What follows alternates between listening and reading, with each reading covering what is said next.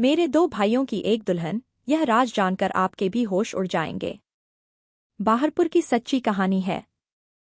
मेरा नाम रोमा है। मैं अपने माता पिता के साथ एक छोटे से गांव में रहती थी और मेरा बचपन एक डरावने सपने जैसा था। मेरी किस्मत ने मेरे साथ ऐसा खेल खेला कि मैं अपनी जिंदगी में आगे बढ़ने के बाद भी अपने अतीत को नहीं भूल सकती थी। मेरे माता पिता कभी नहीं चाहते थे कि मेरी जिंदगी बर्बाद हो जाए और मैं अपने ही घर में कैदी बनकर रह जाऊं। इसलिए मेरी माँ ने मुझे सब लोगों से छुपाकर मेरी बुआ के घर भेज दिया था। उनकी भी कोई संतान नहीं थी, इसलिए मेरी बुआ और फूफा ने मुझे अपनी सगी औलाद से भी बढ़कर समझा। मुझे पढ़ाया लिखाया और अपने पैरों पर खड़ा कर दिया। मैं अपने शहर में ही एक कंपनी में नौकरी करने लगी। मैं बहुत कम बोलती थी। मुझे लोगों से ज्यादा घुलना मिलना पसंद नहीं था। मैं सुबह अपनी नौकरी के लिए जाती और शाम को घर वापस आती थी। घर लौटने के बाद मेरी बुआ मुझे खाना खिलाती और मेरे लिए चाय बनाती थी। फिर हम दोनों बातें करने लगते और बातें करते करते कब समय निकल जाता हमें पता ही नहीं चलता था। फिर फूफा के ऑफिस से घर आने का समय हो जाता। वह भी जब ऑफिस से घर आते तो मेरे लिए कुछ न कुछ लेकर जरूर आते थे। लेकिन जब भी मुझे अपने अतीत की याद आती तो मेरे पैरों तले से जमीन निकल जाती थी। लेकिन बुआ और फूफा की मोहब्बत ने मुझे अपने अतीत को भूलने पर मजबूर कर दिया था। अब मैं अपनी जिंदगी में आगे बढ़ने लगी थी। एक दिन हमारी कंपनी में एक नया मैनेजर आया। वह बहुत ही हैंडसम और स्मार्ट था। ऑफिस की सारी लड़कियां उसके आगे पीछे घूमती रहती थीं, लेकिन वह किसी को भी नजर उठाकर नहीं देखता था। एक दिन मुझे किसी काम से उस मैनेजर के केबिन में जाना पड़ा। मैंने दरवाज़ा खटखटाया। उन्होंने कहा, कौन है, अंदर आ जाइए। मैं घबरा गई और कहने लगी, सर, मेरा नाम रोमा है। आपने मुझे यह फाइल दी थी, लेकिन मुझे इसका पिछला रिकॉर्ड समझ नहीं आ रहा। क्या आप मेरी मदद कर देंगे? उन्होंने कहा, जी बिल्कुल, क्यों नहीं, मैं आपको सब कुछ समझा देता हूँ। वह मुझे काम समझाने लगे और मैं उन्हें देखने लगी। मेरी नज़रें उनसे हट ही नहीं रही थीं। वह सच में बहुत ज्यादा हैंडसम थे। इतने में उन्होंने चुटकी बजाकर मुझसे कहा, हेलो रोमा, आप किसके ख्यालों में गुम हो गई? मैं अचानक से अपने ख्यालों से बाहर आई और उनसे कहने लगी, जी सर, मुझे सब कुछ समझ आ गया। आप फिक्र न करें, मैं सारा काम कंप्लीट कर दूंगी। मेरा दिल तो उस दिन से ही मैनेजर विक्रम की मोहब्बत में डूब गया। जैसे ही मुझे अपने अतीत की याद आती, मैं डर जाती थी। मैं अपनी बुआ से अपनी हर बात शेयर करती थी। उनके अलावा मेरा कोई और नहीं था, इसलिए वह मेरी सबसे अच्छी दोस्त भी थी। जब मैंने उन्हें सब कुछ बताया तो वह मुझे समझाने लगी, अब तुम्हारी जिंदगी यही है। तुम अपने अतीत को भूल जाओ और अपने जीवन में आगे बढ़ो। लेकिन मेरे कदम डगमगाने लगते थे। मुझे कुछ भी समझ नहीं आ रहा था। इसी तरह दिन गुजर रहे थे। विक्रम अब मुझ पर बहुत भरोसा करने लगे थे, क्योंकि मैं अपना काम बहुत ईमानदारी से करती थी।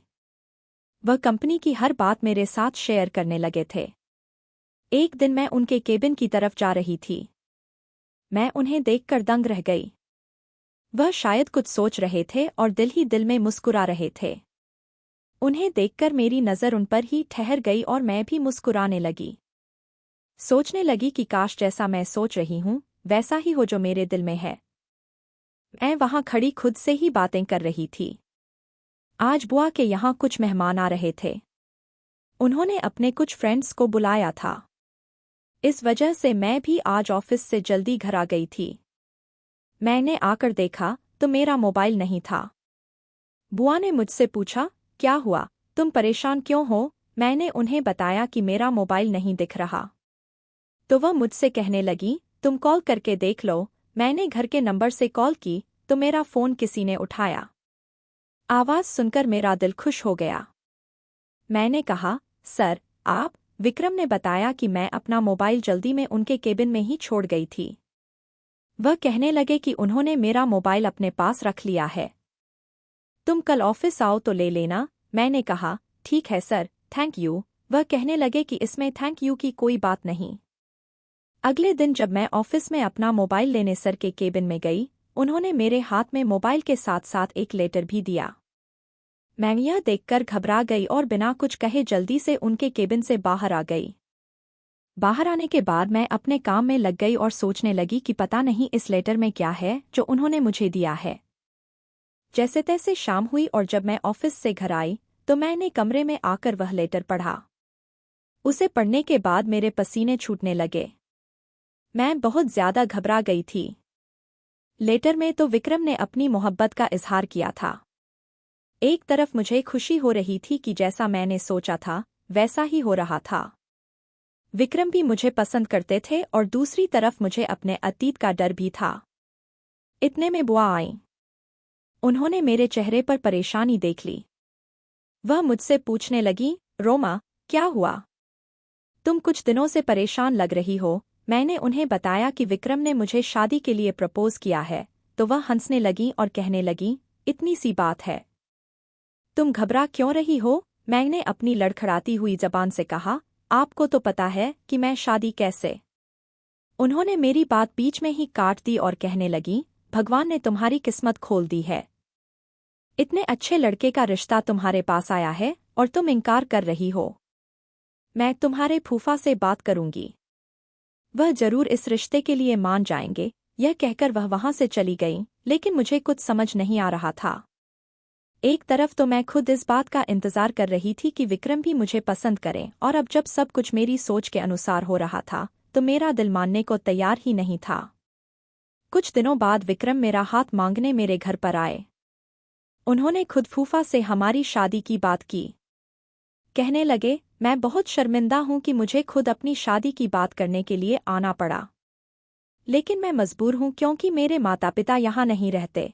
बुआ और फूफा को तो विक्रम इतना पसंद आया कि उन्होंने फौरन शादी के लिए हाँ कर दी, लेकिन मेरे दिल में अभी भी कहीं ना कहीं अतीत का डर छुपा हुआ था, जिस वजह से मैंने शादी के लिए मना कर दिया। लेकिन बुआ और फूफा ने मेरी कोई बात नहीं सुनी और मुझे समझाकर इस रिश्ते के लिए तैयार कर लिया। अब घर में शादी की शहनाइयां बज रही थीं, लेकिन मेरा दिल कांप रहा था। मैं सोच रही थी कि कहीं मेरा अतीत विक्रम के सामने आ गया तो क्या होगा। फिर मैं भी शादी की चहल पहल में खो गई और अपनी मोहब्बत को अपनी किस्मत में लिखा देखकर सब कुछ भूल गई। विक्रम की मोहब्बत ने मेरे अतीत को भुला दिया था। हमारी शादी की तारीख तय हो गई। मेरी और विक्रम की इस तरह अचानक शादी हो जाएगी मैंने कभी सोचा भी नहीं था। देखते ही देखते मेरी शादी का दिन आ गया और मैं दुल्हन बनकर विक्रम के साथ उसके घर पर आ गई। यहाँ सब कुछ मेरे सपने जैसा था। इतने बड़े घर की मैं अकेली मालकिन थी। घर की सारी जिम्मेदारियां मुझ पर ही थीं। अब मुझे विक्रम के घर को संभालना था। विक्रम भी मुझ पर आंख बंद करके भरोसा करते थे। शादी की रात थी। मैंने विक्रम से एक वादा लिया था और विक्रम ने भी अपनी सच्ची मोहब्बत के साथ उस वादे को निभाया। मैं सोच भी नहीं सकती थी कि मेरी जिंदगी में एक ऐसा भी मोड़ आएगा कि विक्रम और मेरी मोहब्बत कमजोर पड़ जाएगी। विक्रम और मैं अपनी जिंदगी में बहुत खुश हैं। एक रात जब हम खाना खा रहे थे, विक्रम ने मुझसे कहा, रोमा, कंपनी की तरफ से मुझे 2 महीने की छुट्टी मिली है। हम कहीं घूमने चलते हैं। बताओ तुम कहाँ जाना पसंद करोगी? यह सुनकर मुझे बहुत खुशी हुई। मैंने कहा, विक्रम, आप सच कह रहे हैं? उन्होंने कहा, हाँ हाँ बिल्कुल। मैंने कहा, तो ठीक है, फिर हम आपके माता पिता के पास चलते हैं। मैं आज तक उनसे नहीं मिली। यह सुनकर विक्रम बहुत खुश हुए। कहने लगे, तुमने तो मेरा दिल जीत लिया। वे गांव में रहते हैं और बहुत अच्छे हैं। मुझे पढ़ने लिखने का बहुत शौक था, इसलिए उन्होंने मुझे बचपन में ही शहर भेज दिया था। मुझे भी बहुत समय हो गया उनसे मिले हुए, लेकिन फोन पर बात होती रहती है। हमारी शादी के बारे में भी मैंने उन्हें फोन पर ही बताया था और वे बहुत खुश हुए। अब वे हमें देखकर और भी खुश होंगे। मैंने पैकिंग करनी शुरू कर दी और विक्रम ने ट्रेन की टिकटें करा लीं। अगले दिन सुबह किसी ने दरवाज़ा खटखटाया। मैंने जाकर दरवाज़ा खोला तो बाहर एक आदमी खड़ा था। उसने मुझसे कहा, टिकट है, विक्रम सर ने भेजी है। मैंने टिकट ली और अंदर आ गई। जब मैंने टिकट देखी तो मेरी आंखें फटी की फटी रह गईं। मैं बहुत घबराने लगी। इतने में विक्रम आ गए। वह बोले, रोमा, कहाँ गुम हो गई हो? सब ठीक है ना? मैंने कहा, हाँ, सब ठीक है, और अपने चेहरे से पसीना साफ करते हुए बोली, विक्रम, हम कुछ दिनों बाद नहीं चल सकते? अभी मेरी तबीयत ठीक नहीं लग रही। विक्रम मेरे लिए परेशान हो गए और कहने लगे, चलो, डॉक्टर के पास चलते हैं। मैंने कहा, नहीं, बस थोड़ी सी थकान महसूस हो रही है। आराम करूंगी तो ठीक हो जाऊंगी। विक्रम ने मेरे लिए चाय बनाई और दवाई दी। मैं अपने कमरे में जाकर आराम करने लगी। मेरे दिमाग में हजारों सवाल चल रहे थे। मैंने बुआ का नंबर मिलाया, लेकिन बुआ का नंबर भी नहीं लग रहा था। अब मैं सोच रही थी कि विक्रम को कैसे मना करूंगी। आखिर मैंने ही कहा था कि हम उनके माता पिता से मिलने चलें। फिर मैंने सोचा कि शायद यह सब मेरा वहम है। मैंने जाने के लिए पैकिंग शुरू कर दी। विक्रम बहुत खुश थे, लेकिन मेरा दिल पूरे रास्ते परेशान रहा। कुछ समझ नहीं आ रहा था कि मैं विक्रम को कैसे बताऊं। ट्रेन का यह सफ़र मुझे किस मंजिल तक ले जाएगा, मुझे नहीं पता था। जैसे ही ट्रेन रुकी और हम उतरे, मेरी आंखों के सामने अंधेरा छा गया और मुझे चक्कर आने लगे। विक्रम ने मुझे संभाला और वहीं स्टेशन पर बैठा दिया। उन्होंने मुझे जूस पिलाया और कहने लगे, तुम्हारी तबीयत ठीक नहीं है, मुझे तुम्हारी बात मान लेनी चाहिए थी और कुछ दिन रुक जाना चाहिए था। लेकिन फिर मुझे छुट्टी नहीं मिल पाती। मैंने कहा, ऐसी कोई बात नहीं है, मैं ठीक हूँ। मैंने बहुत मुश्किल से खुद को समझाया। मैं और विक्रम स्टेशन से गांव की तरफ चले। मेरा दिल जोर जोर से धड़क रहा था, मानो जैसे मेरे कदम आगे बढ़ने को तैयार ही नहीं थे। जैसे जैसे हम विक्रम के घर की तरफ जा रहे थे, मेरा दिल बेचैन हो रहा था। जैसे ही घर के दरवाजे पर पहुंचे, डर के मारे मेरे पसीने छूटने लगे। मुझे कुछ समझ नहीं आ रहा था। जैसे ही घर का दरवाज़ा खुला, मेरे रोंगटे खड़े हो गए। अंदर एक बूढ़े आदमी थे, जो विक्रम के पिता थे। मैंने जल्दी से अपना चेहरा कवर कर लिया और खांसने का नाटक करने लगी। विक्रम ने मुझसे पूछा, क्या हुआ? मैंने कहा, कुछ नहीं, असल में मुझे बचपन से ही धूल मिट्टी से एलर्जी है और यहाँ गांव में धूल मिट्टी बहुत ज्यादा है, इसलिए मुझे यहाँ अपना चेहरा कवर करके रखना पड़ेगा। विक्रम बोले, ठीक है, अंदर आओ। विक्रम अपने पिता से मिलकर बहुत खुश थे। उन्होंने उसे गले लगाया और प्यार करने लगे। अंदर एक बूढ़ी औरत थी, जो विक्रम की माँ थी। उनको देखकर भी मैं दंग रह गई।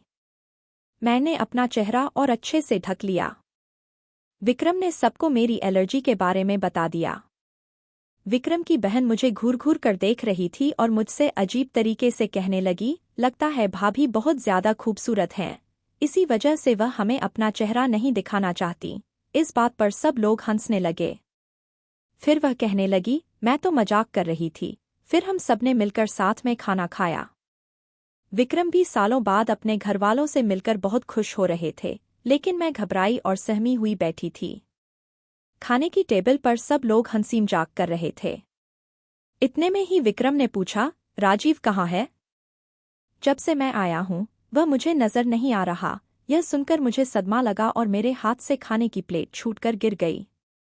विक्रम की बहन बोली, लगता है भाभी अपने देवर का नाम सुनकर चौंक गई। विक्रम की माँ कहने लगी, बस भी करो रायमा, जब से तुम्हारी भाभी आई है, तुम तो उसके पीछे ही पड़ गई हो। वह कहने लगी, माँ, मैं तो सिर्फ मजाक कर रही थी। विक्रम के पिता ने बताया, राजीव कुछ काम से गांव के बाहर गया हुआ है। उसकी भी शादी हो गई है, कुछ दिनों में वापस आ जाएगा। अपनी पत्नी को भी साथ में लेकर गया है, ताकि उसकी भी थोड़ी सैर हो जाए। खाना खाने के बाद मैं अपने कमरे में आ गई और अपने चेहरे से मास्क हटा दिया। मैंने अपने आप को आईने में देखा। मेरे दिमाग में बहुत सारे सवाल आ रहे थे। मेरे अंदर अजीब सी बेचैनी हो रही थी। इतने में किसी ने दरवाज़ा खटखटाया। मैंने जल्दी से अपना मास्क लगा लिया। दरवाजे पर विक्रम थे। वह मुझे अपने घरवालों के बारे में बताने लगे। अपने घरवालों से मिलकर वह बहुत खुश लग रहे थे। पता नहीं मेरी किस्मत में आगे क्या लिखा था। मैं उन्हें कुछ बता भी नहीं सकती थी, क्योंकि मैं विक्रम को खोने से डरती थी। मैं सोच रही थी कि विक्रम सब जानने के बाद कहीं मुझे छोड़ न दें। मैं ज्यादातर अपने कमरे में ही रहती थी और सबको खांसकर दिखाती थी, ताकि कोई मेरा चेहरा देखने की कोशिश न करे। राजीव भी आज वापस आने वाला था। यही सोच सोचकर मेरा दिल घबरा रहा था। मैं सदमे में थी। मैं अपने डरावने अतीत के बारे में सोच रही थी। लेकिन जब से मैं घर में आई थी, मुझे मेरी नंद का बर्ताव बहुत अजीब लग रहा था। वह हमेशा ही मुझसे कुछ न कुछ कहती रहती थी और फिर मजाक का बहाना बना लेती। जब राजीव के आने का समय हुआ तो मैं बुखार का बहाना बनाकर अपने कमरे में कंबल ओढ़ कर लेट गई। सब लोग बहुत खुश थे। राजीव और उसकी पत्नी घर आ गए थे। वे सबसे मिले। विक्रम ने उन्हें मेरे बारे में बताया। वे मेरे कमरे में आए, लेकिन मैं कंबल ओढ़े सोने का नाटक करने लगी। विक्रम ने कहा, इसकी तबीयत बहुत खराब है। कल ही मैं इसे डॉक्टर के पास ले जाऊंगा। राजीव ने कहा, कोई बात नहीं, आप भाभी को आराम करने दें। हम भाभी से बाद में मिलेंगे। जैसे तैसे मैं अपने चेहरे पर मास्क लगाकर यहाँ रह रही थी, लेकिन राजीव के सामने आने से मुझे डर लगता था। जब वह घर में नहीं होता था तो मैं अपना चेहरा ढककर सब घर वालों के साथ रहती थी, लेकिन उसके आने से पहले ही मैं अपने कमरे में चली जाती। एक रोज मैं अपने कमरे में बैठी अपनी जिंदगी के खतरनाक अतीत के बारे में सोच रही थी और दूसरी तरफ मैं सोच रही थी कि राजीव की बीवी कितनी खूबसूरत है और आदत की भी बहुत अच्छी है। अचानक मेरी नंद मेरे कमरे में आ गई। मैंने जल्दी से अपना चेहरा छुपाया और खांसने लगी। वह कहने लगी, आपको डर है कि राजीव भाई की पत्नी आपसे ज्यादा खूबसूरत है, इसीलिए शायद आप अपना चेहरा नहीं दिखाती। पता नहीं वह मुझसे इस तरह की बातें क्यों करती रहती थी। मैंने उसे कहा, नहीं, ऐसी कोई बात नहीं है। कुछ दिनों में मेरी दवाई का कोर्स पूरा हो जाएगा और मेरी एलर्जी खत्म हो जाएगी। फिर मैं अपना फेस कवर करना बंद कर दूंगी। हालांकि मैंने उसे यह कहकर टाल दिया था, लेकिन उसकी बातों ने मुझे सोच में डाल दिया था। मैं सोच रही थी कि उसे मेरी सच्चाई तो पता नहीं चल गई। इतने में विक्रम आ गए और मुझसे पूछने लगे, तुम्हारी तबीयत अब कैसी है? मैंने कहा, अब तो ठीक है, बस कुछ दिनों की बात है, फिर मेरी एलर्जी ठीक हो जाएगी। वह मुझसे बहुत ज्यादा प्यार करते थे, इसलिए मेरी हर बात मान लेते थे। एक दिन विक्रम मुझसे कहने लगे, राजीव मुझसे शिकायत कर रहा था कि तुम बहुत अजीब हो। अपनी पत्नी को अपने भाई से अभी तक नहीं मिला पाई हो। यह सुनकर मैं और ज्यादा डर गई थी। मैंने बुआ का नंबर मिलाया, लेकिन उनका नंबर नहीं लग रहा था और मैं बहुत परेशान थी। मेरे अतीत का यूं अचानक मेरे सामने आ जाना किस्मत का कौन सा खेल था, मेरी समझ में नहीं आ रहा था। मैं घर वालों से भी छुपकर रह रही थी और राजीव का सामना करने के ख्याल से ही भाग जाती थी। मेरा दिल जोर से धड़कने लगता था। पता नहीं किस्मत ने मुझे फिर यहाँ लाकर क्यों खड़ा कर दिया था। दूसरी तरफ मेरी ननद रायमा मेरे पीछे ही पड़ गई थी। मुझसे अजीबोगरीब सवाल करती रहती थी। मेरी सच्चाई सबके सामने लाना चाहती थी या फिर मेरे बारे में सब कुछ जानती थी और जानबूझकर मुझे परेशान करती थी। एक दिन राजीव ने मेरा दरवाज़ा खटखटाया। मुझसे कहने लगा, भाभी, मैं अंदर आ जाऊं? मैं एकदम घबरा गई और सोचने लगी कि पता नहीं अब मेरे साथ क्या होने वाला है। मुझे पसीना आने लगा। मैं जल्दी से पीछे के दरवाजे से बाहर आ गई। मैंने विक्रम को फोन करके कहा, मैं डॉक्टर के पास आई हूं। आज तो जैसे तैसे मैंने खुद को बचा लिया था, लेकिन अब मुझे किसी भी तरह से यहाँ से दूर जाना था। ऐसा लग रहा था जैसे मेरा अतीत मेरी आने वाली जिंदगी का हिस्सा बनने वाला है। अब मैं गुमसुम और चुपचाप रहने लगी थी।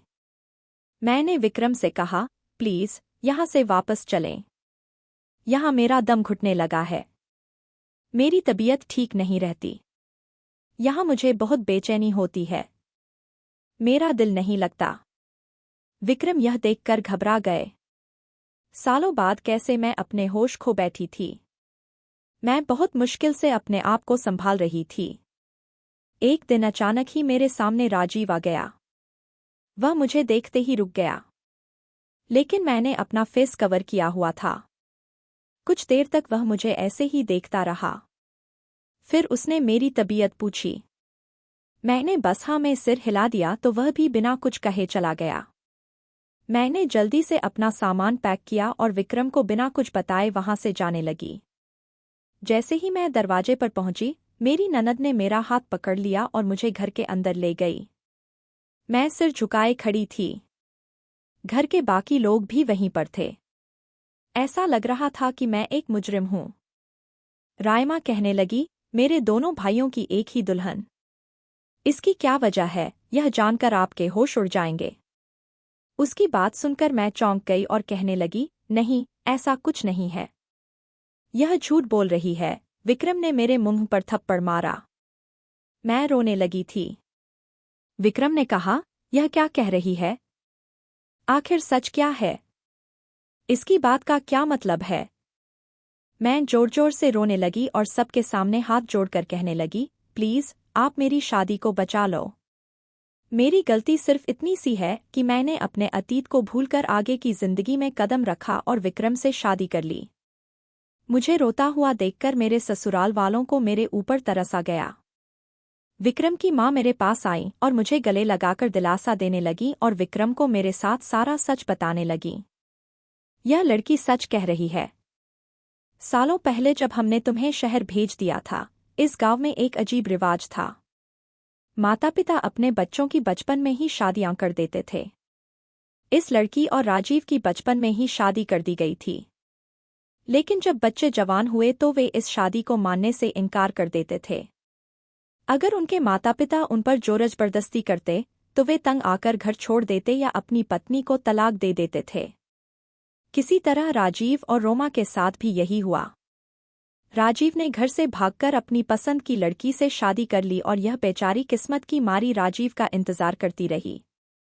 गांव वालों ने इसे ताने देकर इसका जीना हराम कर रखा था। यहाँ तक कि इसके खुद के घर वालों ने और रिश्तेदारों ने भी इसका साथ नहीं दिया और यह यहाँ हमारे घर आ गई। लेकिन हमने यहाँ भी इसे चैन से नहीं रहने दिया और कुछ दिन बाद राजीव ने भी इसे भुला दिया। कहने लगा कि मेरा इससे कोई रिश्ता नहीं है और हमने इस लड़की को यहाँ से धक्के मारकर निकाल दिया। यह बेचारी दर-दर की ठोकरें खाती रही। फिर इसकी माँ ने इसे बुआ के पास शहर भेज दिया और उसे कसम दी कि वह अपने अतीत को भूलकर अपनी जिंदगी में आगे बढ़ेगी और कभी भी सच को किसी के सामने नहीं बताएगी। विक्रम कहने लगा, इतना बड़ा सच तुमने मुझसे छुपाया। ये सब लोग तुम्हारे गुनहगार हैं, लेकिन तुम मेरी गुनहगार हो। मैंने तुमसे सच्ची मोहब्बत की और तुमने मुझे कुछ भी बताना जरूरी नहीं समझा। और तो और, तुम मेरे भाई की पहली पत्नी हो। यह सब कुछ जानकर तुम कैसे मेरे साथ रह सकती थी? तुमने अपने साथ साथ मुझे भी इस पाप का भागीदार बना लिया। जब तुम्हारी पहले ही शादी हो चुकी थी तो तुम मुझसे शादी कैसे कर सकती थी? यह सुनकर मैंने राजीव की तरफ देखा। वह चौंक गया और बहुत घबरा गया। मेरे और राजीव के अलावा रायमा भी सब कुछ जानती थी। मैंने रायमा को घूर कर देखा। इतने में राजीव की पत्नी ने उसे जोर से थप्पड़ मारा और कहने लगी, यह सब चल क्या रहा है? तुमने मुझे धोखा दिया। धोखे से मुझसे शादी की। अब मैं तुम्हें तलाक दे दूंगी।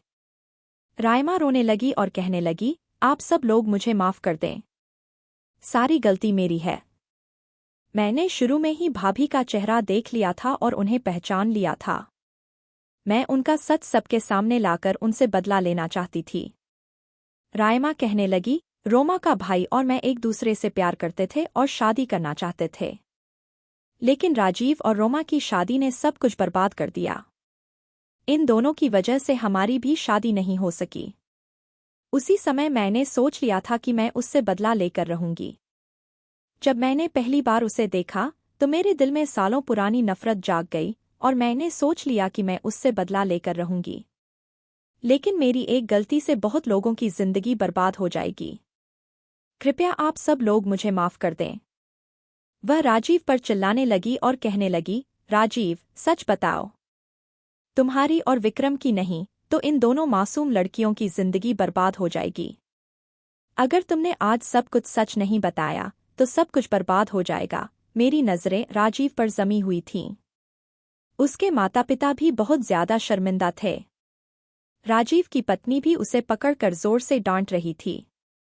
इतने में मैं चक्कर खाकर जमीन पर गिर गई और बेहोश हो गई।